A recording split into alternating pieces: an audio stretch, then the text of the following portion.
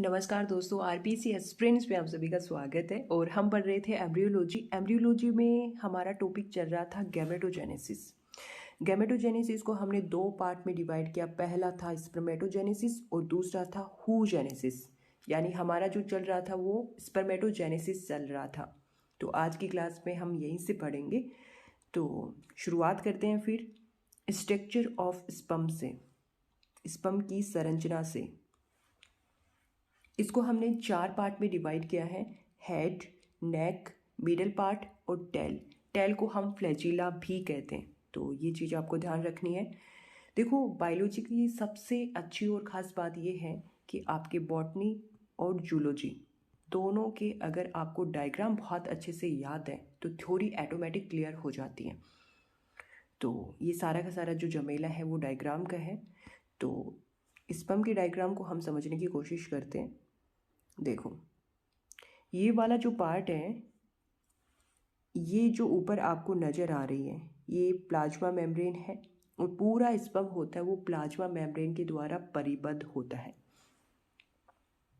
और हेड वाले रीजन में एक्रोसोम होता है। जैसे ये रेड सा आपको नज़र आ रहा है, ये एक्रोसोम है। टोपीनुमा स्ट्रक्चर एक्रोसोम है। एक्रोसोम में बहुत सारे एंजाइम पाए जाते हैं, जैसे कि हाइल्यूरोनिडेज, कोरोना पेनिट्रेटिंग एंजाइम, एक्रोसिन। ये एंजाइम सारे के सारे मिलकर के स्पर्म लाइसिन बनाते हैं।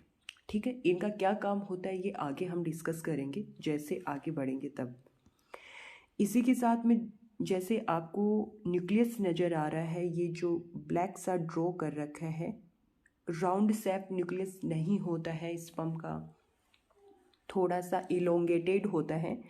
ये न्यूक्लियस हैप्लॉइड होता है, और हैप्लॉइड होता है तो ऑफकोर्स क्रोमोसोम्स की संख्या होती है वो 23 होती है इसमें, यानी 23 होती है क्योंकि कंप्लीट 46 होते हैं। तो इसका न्यूक्लियस हैप्लॉइड होता है।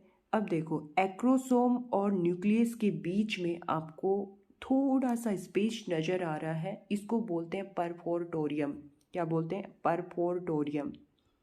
ये जो आगे सी अर्चन होता है ना, उसमें एक्जियल बॉडी का फॉर्मेशन करता है, यानी एक्जियल फिलामेंट बनाता है ये परफोर्टोरियम। आगे पढ़ेंगे ये चीज़ें हम। ये था हेड रीजन। हेड रीजन में क्या क्या आ रहा था? ये एक्रोसोम आ रहा था, परफोर्टोरियम आ रहा था और न्यूक्लियस आ रहा था। ये सारे के सारे कहाँ आते हैं? हेड रीजन में आते हैं। हेड और मिडिल पार्ट के बीच में जो रीजन स्थित होता है इसको हम नेक रीजन बोलते हैं। नेक रीजन में आपको नज़र आ रही हैं कि दो सेंट्रियोल यहाँ पर प्रेजेंट होती हैं, देख सकते हैं आप। ये जो पहला सेंट्रियोल है ये प्रॉक्सिमल सेंट्रियोल है, और दूसरा जो सेंट्रियोल है ये डिस्टल सेंट्रियोल है। ठीक है, ये दोनों सेंट्रियोल नेक रीजन में प्रेजेंट होते हैं। ठीक है, अब देखते हैं। अब अगला जो पार्ट है वो मिडल पार्ट है, ये आपको नज़र आ रहा है। नेक के बाद में जो पार्ट स्टार्ट होता है वो कौन सा पार्ट होता है? मिडल पार्ट होता है। तो यहाँ से लेकर के यहाँ तक ये मिडल पार्ट है। मिडल पार्ट में देखिए, ये जो डिस्टल सेंट्रियोल होता है इससे एक फिलामेंट निकलता है। ये जो रेड रेड सा आपको नज़र आ रहा है, ये डिस्टल सेंट्रियोल से एक फिलामेंट निकलता है। इस फिलामेंट का नाम है एक्जियल फिलामेंट। जैसे आपको ये रेड रेड सा नज़र आ रहा है ना नीचे तक, ये है एक्जियल फिलामेंट। ठीक है, अब देखो यहाँ पर आपको ये माइटोकॉन्ड्रियल सीट नज़र आ रही है। 15 से 20 माइटोकॉन्ड्रियल की ये सीट यहाँ पर प्रेजेंट होती है। इसका काम क्या होता है? इसका काम ये होता है कि जो स्पर्म होता है, यानी ये स्पर्म होता है, इसको मूव करने के लिए एनर्जी प्रोवाइड करते हैं, और इसको माइटोकॉन्ड्रियल सीट कहते हैं। साथ ही इसको नेबेनकन सीट भी कहते हैं। ठीक है, इसका दूसरा नाम है ये। और इस माइटोकॉन्ड्रियल सीट के चारों ओर आपको ये जैसे नज़र आ रही है, रेड रेड से डॉट नज़र आ रही है, ये साइटोप्लाज्म की पतली परत होती है जो कि माइटोकॉन्ड्रियल सीट को घेरे हुए रहती है। ठीक है, इसको हम मैनचेटी या फिर मैनचेट भी कहते हैं, दोनों एक ही नाम है। ठीक है, तो ये सारा का सारा मिडल पार्ट था। ठीक है, और ये यहाँ पर जो मिडिल पार्ट में जो सूक्ष्म नलिकाओं का जो अरेंजमेंट होता है वो 9+2 होता है, यानी 2 सेंटर में होते हैं और 9 इसके बाहर ऐसे डबल होते हैं। ठीक है, डायग्राम के थ्रू आगे समझेंगे, सारी चीज़ें क्लियर हो जाएंगी। अब देखो ये जो मिडल पार्ट होता है इसके लास्ट एंड पे आपको एक रिंग जैसी स्ट्रक्चर नज़र आ रही है। देखो ये वाली रिंग जैसी स्ट्रक्चर नज़र आ रही है, इसको हम एन्युलस या फिर इसको रिंग सेंट्रियोल कहते हैं, या फिर इसका एक और नाम है जिसको जेंसन रिंग कहते हैं। अब इसका काम क्या होता है? इसका काम ये होता है जो ये माइटोकॉन्ड्रिया होते हैं मिडल पार्ट के, इसको टेल भाग में गिरने से क्या करती है? बचाती है। अब जो अगला पार्ट है हमारा टेल वाला पार्ट है। टेल वाला पार्ट यहाँ स्टार्ट हो जाता है। तो टेल को भी हमने दो भागों में बांटा है, एक तो मैन पीस और एक होता है एंड पीस। यहाँ जो ये जो रेड रेड सा नज़र आ रहा है ये एक्सियल फिलामेंट है जो नेक के डिस्टल सेंट्रियोल से निकलता है, ठीक है। और देखो ये मैन पीस में जो एक्सियल फिलामेंट का जो अरेंजमेंट होता है वो 2 + 9 + 2 होता है, और एंड पीस में होता है वो 9 + 2 होता है। देखो इस तरीके से दो मिड में है और बाहर ये 9 बाहर की तरफ प्रेजेंट होते हैं, ठीक है। तो ये तो था डायग्राम किसका? स्पर्म का। तो एक बार आप देख लो इस तरीके से, मैंने अच्छे से क्लियर कर दिया है डायग्राम को कि ये वाला हेड रीजन था और ये सेकंड नेक रीजन है, थर्ड मिडल पार्ट है, फोर्थ है टेल। तो ये डायग्राम को बहुत अच्छे से आपको क्लियर कर लेना है। और चलो हम आगे बढ़ते हैं। देखो ये जहाँ आपको अगर ऊपर नहीं समझ में आया तो ये देखो मैंने बहुत अच्छे से खोल के लिख दिया है नीचे की तरफ। जैसे ये ऊपर वाला जो टोपी नुमा स्ट्रक्चर है वो एक्रोसोम है, और नीचे वाला ये न्यूक्लियस है, और बीच में जो स्पेस नज़र आ रहा है आपको ये परफोर्टोरियम है, ठीक है। तो अब आगे आगे हम थ्योरी पढ़ते हैं। थ्योरी इसी के बेस पे कंप्लीट होगी। अब हम थ्योरी पढ़ेंगे। थ्योरी सारी की सारी उसी डायग्राम पे बेस है। देखो ह्यूमन स्पर्म की खोज है वो एंटनी वॉन ल्यूवेनहॉक ने की थी, और इसकी जो स्पर्म की जो शेप होती है स्पून शेप्ड होती है। आपको पता है इस तरीके से होती है, स्पून शेप्ड होती है। ह्यूमन स्पर्म को 4 पार्ट में डिवाइड किया है, अभी अभी हमने ये देखा है। पहला था हेड, दूसरा था नेक, तीसरा था मिडल पीस और चौथा था टेल, ठीक है। कंप्लीट स्पर्म है वो प्लाज्मा मेम्ब्रेन के द्वारा परिबद्ध होता है। ये पूरा का पूरा स्पर्म होता है वो प्लाज्मा मेम्ब्रेन के द्वारा कवर्ड रहता है, ठीक है। अब पहला पार्ट को हम पढ़ेंगे जिसको बोलते हैं हेड। हेड में देखो स्पर्म के शीर्ष में कोशिका द्रव्य बहुत कम मात्रा में पाया जाता है, यानी जो हेड वाला पार्ट होता है उसमें साइटोप्लाज्म बहुत ही कम मात्रा में पाया जाता है, ठीक है। शीर्ष के अंदर एक लंबा केंद्रक यानी न्यूक्लियस पाया जाता है। देखो ये राउंड शेप्ड का नहीं होता, लंबा होता है, इलोंगेटेड इस तरीके का। ये इसमें चेंज किस तरीके से हुआ ये आगे हम देखेंगे। तो इसका जो न्यूक्लियस होता है वो हैप्लॉइड होता है, यानी स्पर्म का जो न्यूक्लियस होता है वो हैप्लॉइड होता है। इसमें क्रोमोसोम की संख्या 23 होती है। शुक्राणु के शीर्ष पर एक टोपी नुमा संरचना पाई जाती है जिसे हम एक्रोसोम कहते हैं। टोपी नुमा जैसे स्ट्रक्चर हमने देखी थी इस तरीके की, ये क्या है? एक्रोसोम है। इसको हिंदी में हम अग्रपिंडक कहते हैं।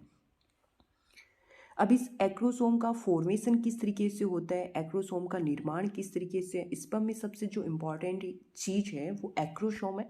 तो एक्रोसोम के बारे में आपको आना चाहिए। देखो ये एक्रोसोम है, एक्रोसोम का निर्माण किस तरीके से होता है, वो गोल्जी बॉडी के द्वारा होता है। तो ये आपको ध्यान रखना है, एक्रोसोम का फॉर्मेशन गोल्जी बॉडी के द्वारा होता है। एक्रोसोम द्वारा स्पर्म लाइसिन का स्रावण होता है। ये चीज़ मैंने पहले भी बता दिया आपको कि एक्रोसोम है वो स्पर्म लाइसिन का क्या होता है? स्रावण होता है। अब स्पर्म लाइसिन में कौन कौन से एंजाइम आते हैं? देखो ये हाइल्यूरोनिडेज एंजाइम आता है, एक्रोसीन आता है, और कोरोना पेनिट्रेटिंग एंजाइम, ये सारे के सारे स्पर्म लाइसिन का फॉर्मेशन करते हैं, ठीक है। ये स्पर्म लाइसिन है ये अंड झिल्लियों को तोड़ने का काम करता है। क्या करता है? अंड झिल्लियों को तोड़ने का काम करता है। ये एक्रोसोम का कार्य है। अब ये अंड झिल्लियों को तोड़ता क्यों है? क्योंकि जैसे कोरोना रेडिएटा, अंडक की कोरोना रेडिएटा जोनो पेलिस्यूडा को विघटित करके ये शुक्राणु होते हैं वो अंडक में प्रवेश के लिए क्या बनाते हैं? मार्ग बनाते हैं, ठीक है। तो ये इसका काम है एक्रोसोम का। और ये करता कौन है? ये जो एंजाइम करता है वो हाइलुरोनिडेज एंजाइम करता है, ठीक है। एक्रोसोम में भी ये करता है, ठीक है। आगे देखो क्या होगा यदि स्पर्म का एक्रोसोम को नष्ट कर दिया जाए। भाई स्पर्म के जो एक्रोसोम है उसको नष्ट कर दिया जाए तो क्या होगा? होगा क्या कि जो स्पर्म है वो अंडजीलियों को भेद नहीं पाएगा, ठीक है। तो ये क्रिया होगी। अब देखो चेंज इन न्यूक्लियस, बताया ना कि स्पर्म का जो न्यूक्लियस होता है वो राउंड शेप नहीं होता, वो थोड़ा सा लंबा होता है, इलोंगेटेड होता है। तो उसमें ये चेंज किस तरीके से आता है? देखो जब हमने स्पर्मेटिड पढ़ा था तब बताया था कि ये इसकी जो स्ट्रक्चर होती है वो कैसी होती है, राउंड शेप्ड होती है। इसका जो वेट होता है वो कैसा होता है, भारी होता है, वजन में ये भारी होता है। जब हमने पढ़ा था तब भी ये बात मैंने वहाँ पर बोली थी। देखो इसमें जैसे ही इस स्पर्मेटिड में मेटामॉर्फोसिस यानी स्पर्मियोजेनेसिस करवाया था हमने, तब इसका आकार क्या होता है, चेंज हो जाता है।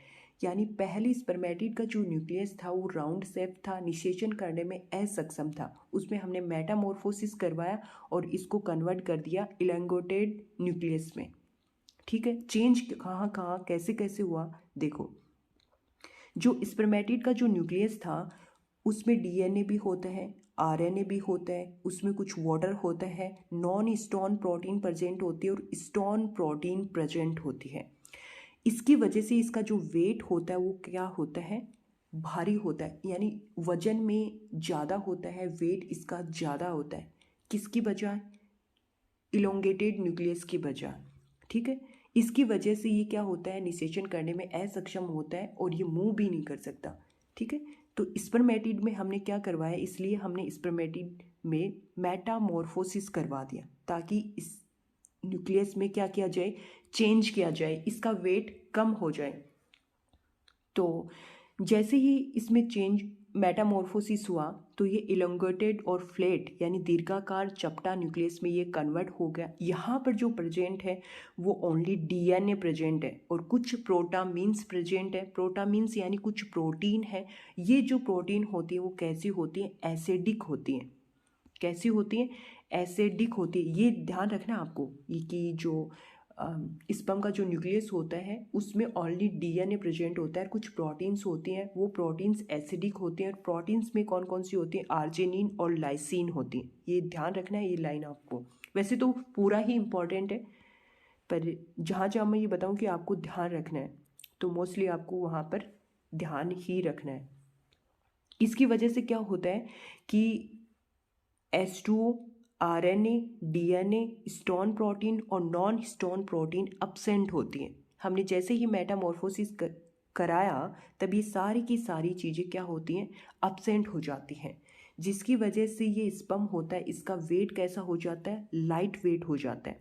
कैसा हो जाता है, लाइट वेट हो जाता है। और लाइट वेट होने की वजह से ये आसानी से उस तरल माध्यम में क्या कर सकता है, मूव कर सकता है, ठीक है।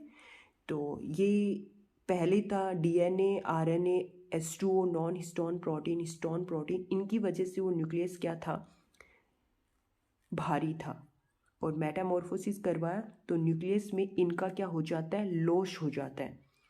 लोश हो जाता है जिसकी वजह से न्यूक्लियस क्या हो जाता है, न्यूक्लियस का जो वेट होता है वो लाइट वेट हो जाता है और वो तरल माध्यम में आसानी से क्या कर सकता है, मूव कर सकता है, ठीक है। तो आपको पता है कि स्पर्म का जो न्यूक्लियस हो उसमें ओनली डीएनए और कुछ प्रोटीन्स प्रेजेंट होती हैं और ये सारी की सारी चीज़ें क्या होती हैं, अब्सेंट होती हैं, ठीक है। अब देखो ये चीज़ तो पता ही है, डीएनए मेल के आनुवंशिक लक्षणों को एक पीढ़ी से दूसरी पीढ़ी में स्थानांतरित करता है। ये बात तो पता है मोस्टली सभी को। अब चलो, अब जो हमारा थर्ड पार्ट है वो नेक है। नेक में देखो क्या आता है कि ये जो नेक वाला पार्ट है वो हेड और मिडल पार्ट के बीच में प्रेजेंट होता है। ये बात मैंने आपको बता दी कि ऊपर वाला हेड और मिडल पार्ट के बीच में जो पार्ट प्रेजेंट होता है इसको हम नेक पार्ट कहते हैं। नेक पार्ट में दो सेंट्रियोल इस तरीके से पाए जाते थे। जो पहला था वो प्रॉक्सिमल सेंट्रियोल था और दूसरा था वो डिस्टल सेंट्रियोल था, ठीक है। प्रॉक्सिमल सेंट्रियोल को हिंदी में समीपस्थ तारक केंद्र कहते हैं और जो डिस्टल सेंट्रियोल है उसको दूरस्थ तारक केंद्र कहते हैं। ये दोनों सेंट्रियोल 90 डिग्री के कोण पर प्रेजेंट होते हैं। ठीक है, अब देखो जो प्रॉक्सिमल सेंट्रियोल है इसका क्या काम होता है। देखो ये न्यूक्लियस के पश्च गर्त भाग में स्थित होता है। बिल्कुल, ये ऊपर न्यूक्लियस था और ये दोनों पीछे पश्च गर्त भाग में स्थित थे। ये फर्टिलाइजेशन के वक्त ओवम को दे दिया जाता है। कौन सा? Proximal centriole. ये प्रॉक्सिमल सेंट्रियोल जाइगोट में होने वाले प्रथम विदलन यानी फर्स्ट क्लीवेज में मदद करता है। जाइगोट के बाद में जैसे जैसे क्या होता है, जाइगोट के बाद में समसूत्री विभाजन होता है, आपको पता है। तो समसूत्री विभाजन होता है यानी सेल्स की संख्या बढ़ती है, आकार में उसके कोई परिवर्तन नहीं होता। तो जो फर्स्ट क्लीवेज होता है इसमें ये proximal centriole important role play करता है। तो ये बात ही आपको ध्यान रखनी है। दूसरा है हमारा डिस्टल सेंट्रियोल। डिस्टल सेंट्रियोल से एक्सियल फिलामेंट का फॉर्मेशन होता है। ठीक है, ये जो डिस्टल सेंट्रियोल था इससे ये एक्सियल फिलामेंट निकलता है और ये एक्सियल फिलामेंट टेल का फॉर्मेशन करता है। ये एक्सियल फिलामेंट रिंग सेंट्रियोल से होता हुआ टेल में चला जाता है और टेल का क्या करता है? फॉर्मेशन करता है। दोनों सेंट्रियोल एक दूसरे के 90 कोण पर पाए जाते हैं। तो इस तरीके से दोनों हैं तो ये 90 कोण पर पाए जाते हैं इस तरीके से। ठीक है, तो ये था नेक रीजन। नेक रीजन के बाद में हमारा थर्ड वाला जो पार्ट आता है ये है मिडल पार्ट। ठीक है, अब मिडल पार्ट में देखो क्या है। मिडल पार्ट में आपको पता है कि डिस्टल सेंट्रियोल से एक फिलामेंट निकलता है जिसको हम क्या बोलते हैं? एक्सियल फिलामेंट कहते हैं। तो ये एक्सियल फिलामेंट कहाँ आता है? मिडल पार्ट में आता है। एक्सियल फिलामेंट में सूक्ष्म नलिकाओं की 9+2 व्यवस्था होती है। मिडल पार्ट की बात कर रही हूँ, यहाँ पर 9+2 की व्यवस्था होती है। 2 केंद्र में होते हैं और 9 कहाँ होते हैं? परिधि पर होते हैं। इस तरीके से 2 केंद्र में 9 इधर होते हैं। ठीक है, यहाँ पर मिडल पार्ट में आपको दिखाया था मैंने कि स्पाइरल माइटोकॉन्ड्रिया पाए जाते हैं। स्पाइरल माइटोकॉन्ड्रिया पाए जाते हैं। ये माइटोकॉन्ड्रिया क्लाउड्स बनाते हैं। ठीक है, और माइटोकॉन्ड्रिया के चारों ओर माइटोकॉन्ड्रियल सीट पाई जाती है। आपको बताया था कि माइटोकॉन्ड्रिया के चारों ओर माइटोकॉन्ड्रियल सीट पाई जाती है। इस सीट को हम नेबेनकर्ण सीट भी कहते हैं। ठीक है, माइटोकॉन्ड्रियल सीट स्पर्म को तैरने के लिए एनर्जी प्रोवाइड करती है। ये माइटोकॉन्ड्रिया होते हैं स्पर्म को तैरने के लिए एनर्जी प्रोवाइड करते हैं, जिससे क्या होता है कि आसानी से ये मूव करते हैं, क्योंकि मूव करने के लिए इसे एनर्जी की रिक्वायरमेंट होती है। तो ये एनर्जी कहाँ से मिलती है? इस माइटोकॉन्ड्रियल सीट से मिलती है। अब इन स्पर्म को पावर हाउस कहते हैं। तो ध्यान रखना कि क्वेश्चन आया हुआ है, वाकई में ये क्वेश्चन बहुत ज़्यादा इम्पॉर्टेंट है। तो ये याद रखना कि जो स्पर्म होता है ना उसको पावर हाउस कहते हैं। ठीक है, मिडल पार्ट में माइटोकॉन्ड्रिया प्रेजेंट होने की वजह से इस स्पर्म को पावर हाउस कहते हैं। तो ये क्वेश्चन आया हुआ है, कौन सी एग्जाम में आया हुआ है ये मुझे ध्यान नहीं है, बट आया हुआ है। माइटोकॉन्ड्रियल सीट के चारों ओर साइटोप्लाज्म की पतली परत पाई जाती है जिसको मैनचेटी या फिर मैनचेट कहते हैं। इस तरीके से माइटोकॉन्ड्रिया थे और यहाँ पर आपको साइटोप्लाज्म की एक पतली परत थी। यही पतली परत को हम मैनचेट कहते हैं या फिर मैनचेटी कहते हैं। ठीक है, मिडल पार्ट व टेल की जंक्शन पर एक रिंग सेंट्रियोल उपस्थित था। ये बिल्कुल जो लास्ट मिडल पार्ट का जो लास्ट एंड था वहाँ पर एक रिंग सेंट्रियोल इस तरीके से प्रेजेंट था। हिंदी में इसको मुद्रिका तारक केंद्र कहते हैं और इस सेंट्रियोल द्वारा मिडल पार्ट का जो एक्सियल फिलामेंट है वो यहाँ से निकलता है और यहाँ से निकलता हुआ कहाँ जाता है? टेल में चला जाता है। टेल का क्या करता है? फॉर्मेशन करता है। ये रिंग सेंट्रियोल माइटोकॉन्ड्रिया को मिडल पीस से टेल पार्ट में गिरने से रोकता है। कहने का मतलब है कि जो लास्ट का जो ये मिडल पार्ट के लास्ट में एक ये सेंट्रियोल सा पाया जाता है, इसको रिंग सेंट्रियोल कहते हैं और इसी से एक्सियल फिलामेंट निकलता है और ये एक्सियल फिलामेंट क्या करता है? टेल का फॉर्मेशन करता है। अब ये जो रिंग सेंट्रियोल है ये क्या करता है? जो मिडल पार्ट के जो माइटोकॉन्ड्रिया होते हैं उनको टेल पार्ट में गिरने से क्या करता है? बचाता है। ठीक है, तो ये इनका काम था। अगला जो पार्ट है ये हमारा टेल है। तो देखो टेल में डिस्टिल सेंट्रियोल से बने एक्जियल फिलामेंट से टेल का फॉर्मेशन होता है। ये बात तो मैंने पहले ही बता दी कि डिस्टिल सेंट्रियोल से एक्जियल फिलामेंट निकलता है और इस एक्जियल फिलामेंट से टेल का क्या होता है, फॉर्मेशन होता है। टेल के कारण स्पर्म क्या करता है, गतिशील होता है।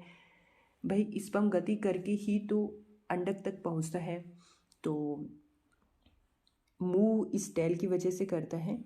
अब टेल के देखो दो भाग है, कितने भाग हैं, दो भाग हैं, इनको देखते हैं।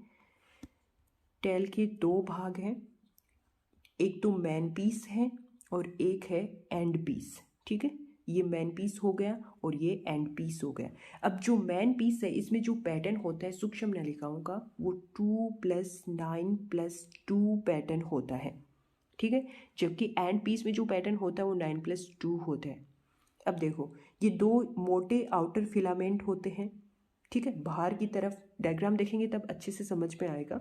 अब जो ये 9 होते हैं ये डबल पेरिफेरल फिलामेंट होते हैं, यानी परिधि की तरफ पाए जाते हैं। डबल यानी दो पेयर में 9 पाए जाते हैं और बीच में होते हैं सिंगल सेंट्रल फाइब्रिल्स, या फिर इसको फिलामेंट कहो, एक ही बात है। यहाँ पर 9+2 है, इसमें देखो इसमें 9 तो परिधि की तरफ पाए जाते हैं, डबल होते हैं, और 2 यहाँ पर ये सिंगल सेंटर में पाए जाते हैं। कहने का मतलब है कि जो मैन पीस होता है इसमें 2+ एक्स्ट्रा होता है, बाकी 9+2 इसमें भी है और 9+2 इसमें भी है। इसमें ओनली ये दो मोटे आउटर फिलामेंट हैं, वो क्या है, एक्स्ट्रा है। डायग्राम के थ्रू समझेंगे तो और अच्छे से समझ में आएगा।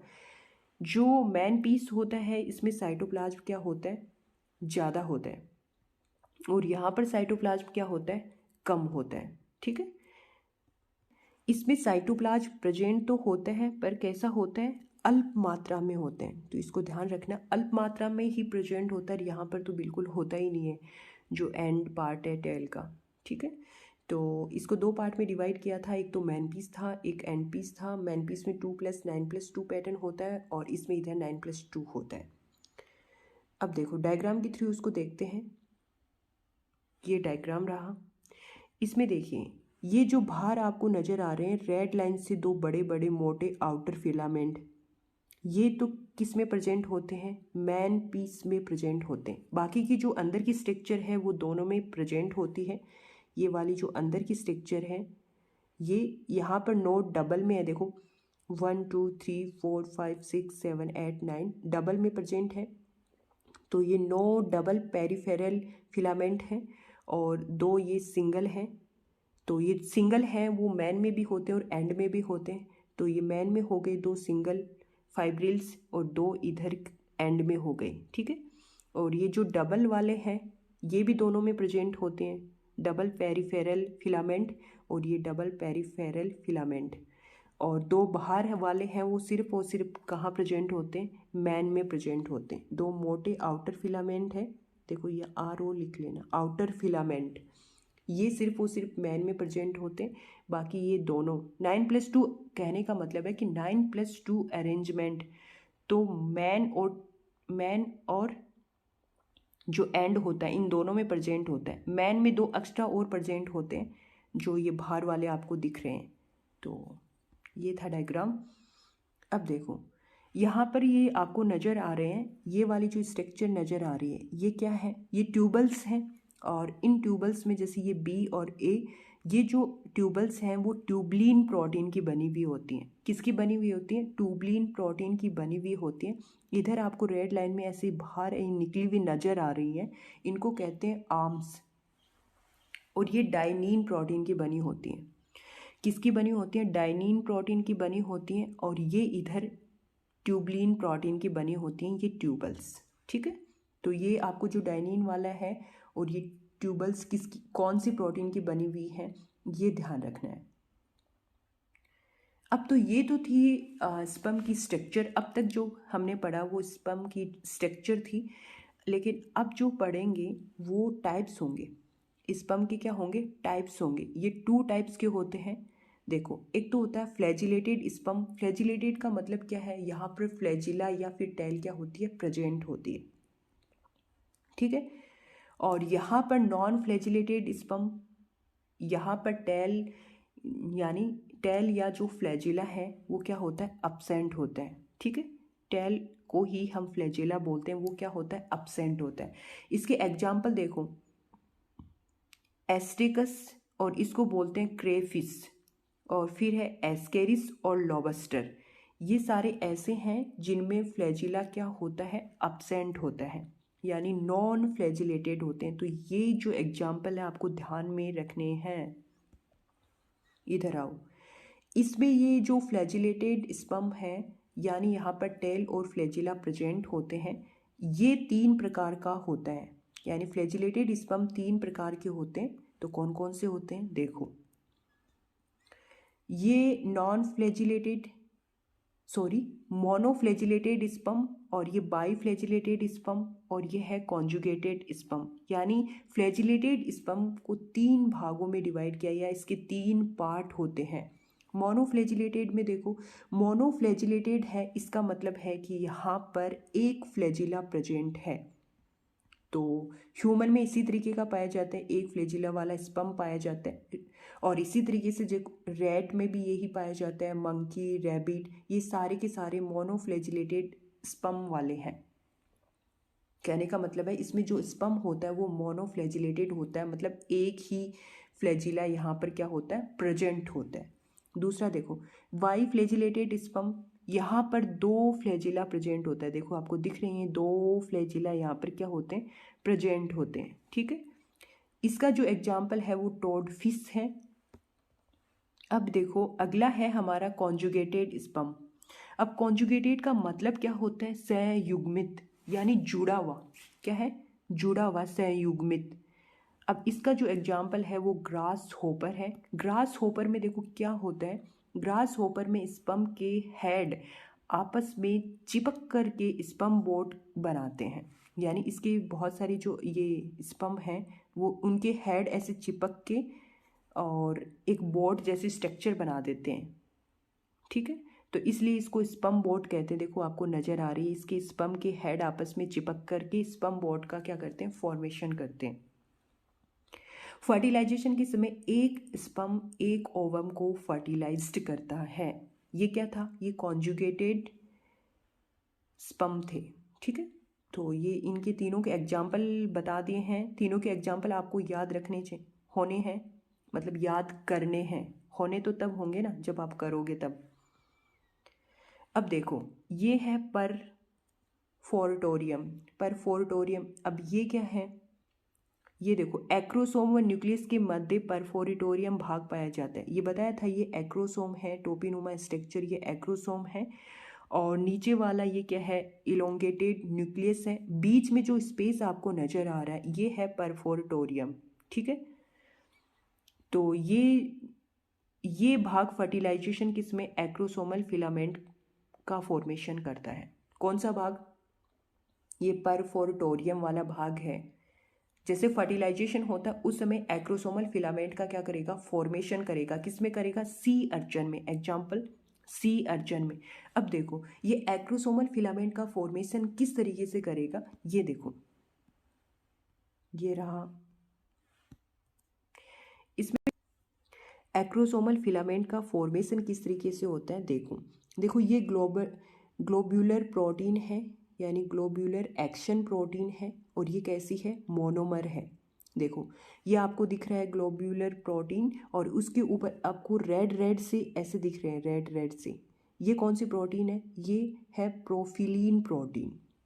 ठीक है, अब यहाँ पर फर्टिलाइजेशन के दौरान क्या होता है, साल्ट की कंसंट्रेशन तो ज़्यादा होती है, यहाँ पर हाई होती है, और सोडियम आयन यहाँ पर क्या होते हैं, प्रेजेंट होते हैं, जिसकी वजह से क्या होता है कि ये प्रोफिलीन प्रोटीन तो यहाँ रिड्यूज हो जाती है, मतलब अलग हो जाती है, रिलीज हो जाती है, मुक्त हो जाती है।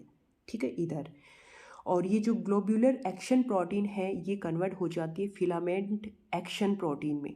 किसमें, फिलामेंट एक्शन प्रोटीन में। इसकी जो स्ट्रक्चर, ये रोड लाइक होती है इसकी स्ट्रक्चर, देखो ये आपको दिख रही है।